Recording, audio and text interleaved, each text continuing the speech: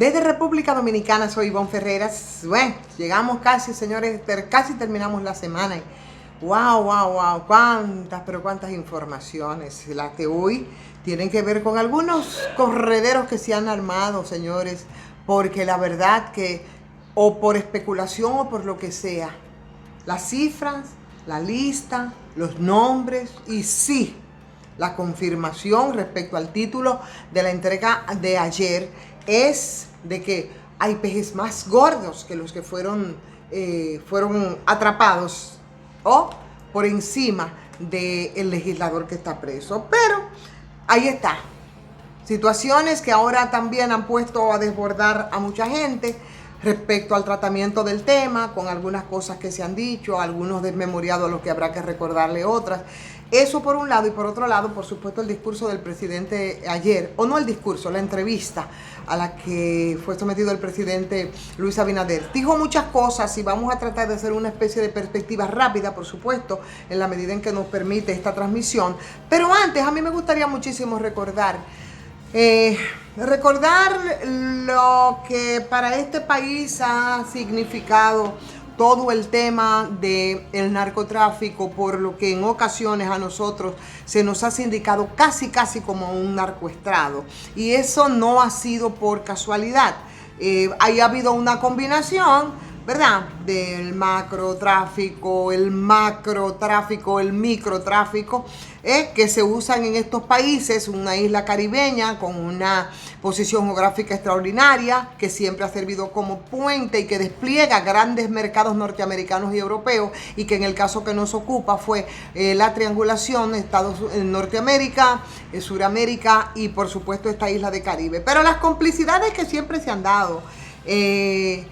aquí, en este país, yo creo que deberían de refrescarle la memoria. Y esa memoria yo se la quiero refrescar a personas que, como el ex procurador general de la República, Francisco Domínguez Brito, hablaban como de que esto es, y mira, que la verdad he sido bastante crítica, porque yo creo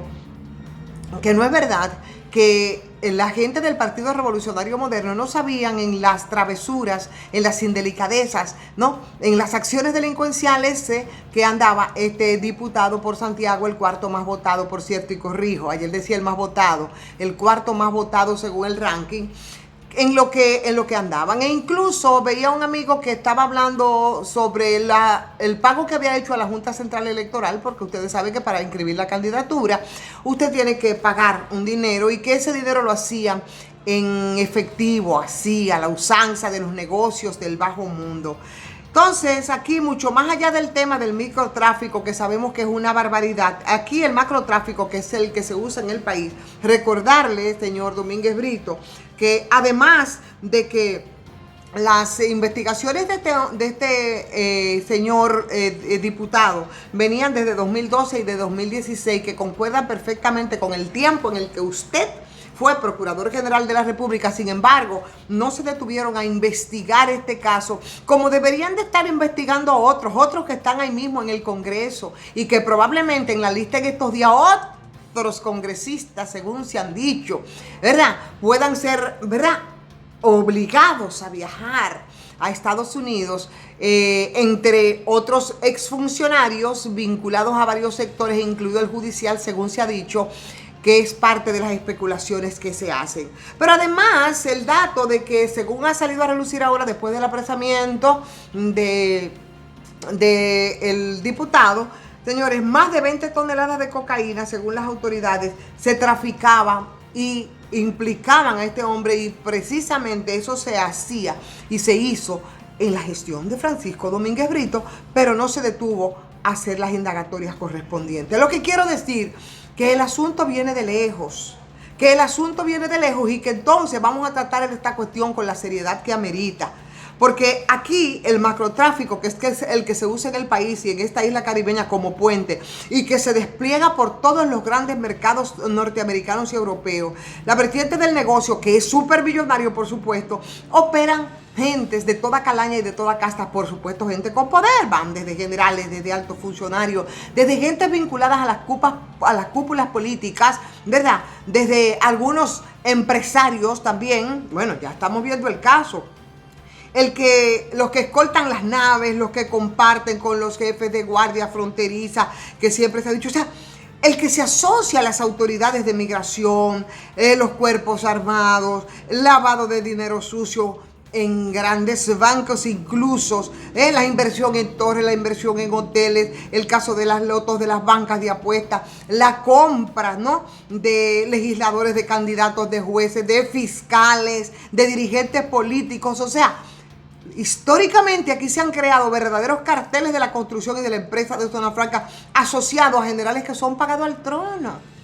Y están ahí, pegaditos, muy pegaditos al trono. Entonces, aquí el negocio del narcotráfico ha permeado también el cuerpo diplomático y cuenta con embajadores, cuenta con agregados, cuenta con los narcoparamilitares, cuenta con, en fin, señores, esto es un asunto que viene de lejos. Entonces, no es por casualidad que hace mucho que a República Dominicana le han querido pegar el mote de narcoestado y no es por antojo, no es por antojo. Es que aquí desde hace muchísimo tiempo ha habido un grupo de encumbrados generales de las Fuerzas Armadas, de la DNCD, de la DICAN, ¿verdad?, de la Dirección Nacional de Investigaciones DNI, de la Policía Nacional, que han sido identificados en muchos casos con nombres, con apellidos y que han estado vinculados a esos escándalos junto a otros funcionarios de los distintos gobiernos. Yo no estoy diciendo el pasado, el que le antecedió, de muchos gobiernos desde hace muchísimo tiempo. Y los jefes de los gobiernos, de la policía y de los órganos de investigación y del sistema judicial y de las Fuerzas Armadas y de la Dirección Nacional de Control de Drogas, por supuesto, en muchos casos tutelada por la misma DEA, todo depende, la Dirección Nacional de Investigaciones controlada por otras instituciones internacionales. Entonces, señores, yo creo que nosotros no tenemos por qué llamarnos a engaño respecto a todo este tema. Pero además hay casos que nosotros tenemos que recordar que parece como que se han perdido en la memoria de mucha gente. Se ha perdido en la memoria. Yo no sé si a ustedes se recuerdan de los escándalos, por ejemplo, que aquí se produjeron, para que se acuerden y recuerden los gobiernos en los que operaban. El caso de Quirino, el caso de la masacre de Paya, ya se nos ha olvidado. O los casos como el de los capos Figueroa Agosto, el puertorriqueño, o del caso de Toño Leña, por ejemplo, Arturo del Tiempo Márquez, con quien andaba retratado, el español Nelson Solano, al que ya le llamaban el zar de la heroína del Caribe, que no son los únicos, aunque sí parcialmente develados, no son los únicos, porque hay una gran cantidad que no han sido develados. Sí, ahora ya ustedes saben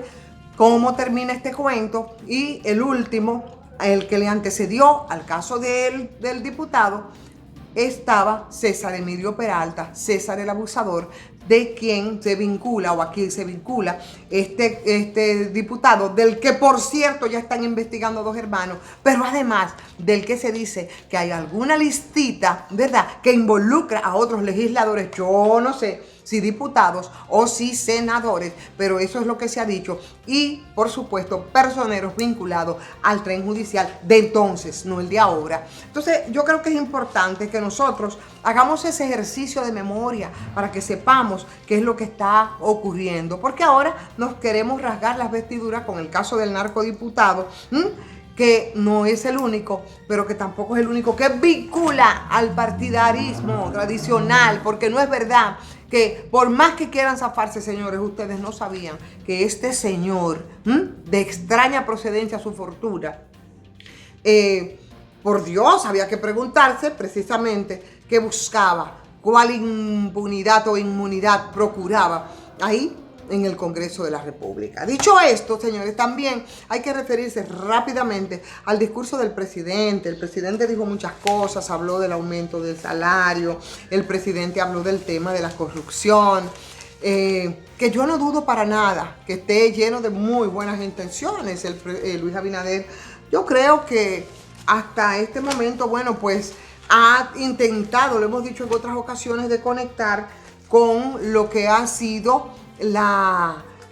presión y lo que la gente ha planteado respecto a los temas de corrupción. Sin embargo, hubo un tema que para mí fue de los más trascendentes y tiene que ver con la reforma fiscal que se queda para el año que viene por las implicaciones que esto tiene, no solamente por lo que ocurre en los países del entorno, sino también por algunas imposibilidades que tiene el presidente de la República, yo digo, respecto a algunos sectores a lo que sí, como ha dicho, se quiere hacer esa reforma que sea equitativa en términos de apretar la tuerca para que no tengamos un desenlace como el que ya conocemos. Tiene que apretarse también a un grupo de empresarios, ¿no? Que incluso hay algunos muy cerca de este gobierno, muy cerca del propio presidente de la República, así como un grupo de empresas transnacionales que yo no sé cómo es que va a resolver ese dilema el presidente de la República. Yo creo que esa temida reforma fiscal que se queda para el próximo año, hasta dónde le daría un respiro, ¿no? Y qué cosas ellos intentarían amarrar, pero este país está, y este pueblo está, que no coge corte. No coge corte con todo el tema de los impuestos, porque hay ya más de uno y han empezado a señalar elementos que dicen que el gobierno podría salir, tener respiro en términos económicos, sin tener que simplemente apretar al sector más vulnerable, que es el sector, que son los sectores más bajos y que menos acceso tienen de la población. Las incongruencias, porque mientras